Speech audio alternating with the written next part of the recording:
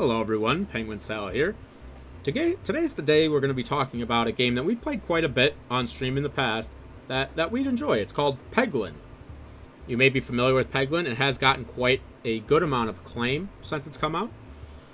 Essentially, Peglin is like the game Peggle, not that I'm super familiar with that, but as a roguelike. So you play as a little Peglin, and you kind of drop these orbs down into, like essentially into the board, and they bounce around between the orbs, and for every orb they hit, they either do damage or heal you or give you shield or whatever, depending on what their effect is. I actually think Peglin's pretty well crafted.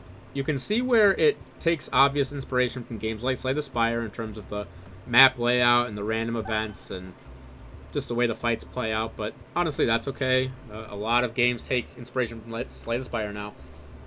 But I think one of the things that I have to give the developers of Peglin a lot of credit for is when Peglin was first launched in early access, they had promised a lot of updates to keep the game fresh. And I think they've delivered on that. Since the game initially came out, they've added 3 new characters, a whole lot more relics, and a ton of different orbs that you can collect to kind of enhance the way the game plays. Each of the characters plays out pretty different.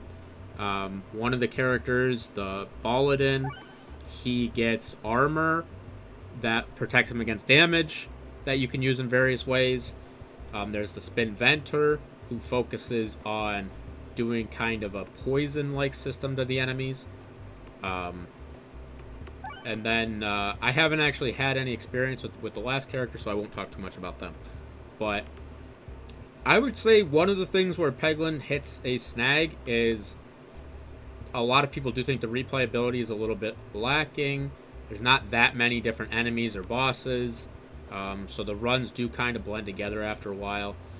But I think you can get your money's worth out of playing Peglin the first times around. There is a Crucible system, which is essentially its Ascension tier system, so it's essentially the New Game Plus, where if you beat it on Crucible 1, you go to Crucible 2, and every Crucible, it might be enemies have more health, might be more rare battles, it might be you have less of the refreshes or crits on the board, because that's a feature that they have too, is every time you hit a peg on the board, it goes away temporarily, but you can hit a refresh to make it come back.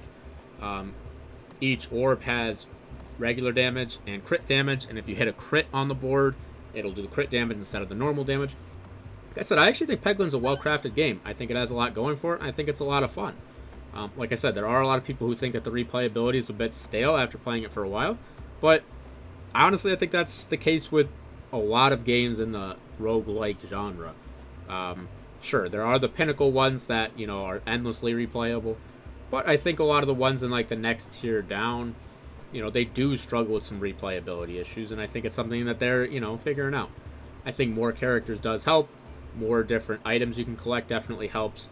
I think if they can get maybe more bosses and maybe a different act or something, could help them out.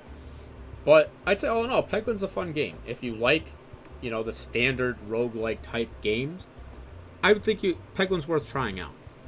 Like I said, the devs are doing such a great job of adding content as they go. I think that's something that's very commendable. Also, the Peglin himself just looks funny. He's just a little goblin guy that throws pegs. Gotta love that. Gotta give him credit for his design as well. It definitely has a cute pixel design, which is something I always appreciate in games. But yeah, you know, we'll continue to check out Peglin, especially as they continue to update it.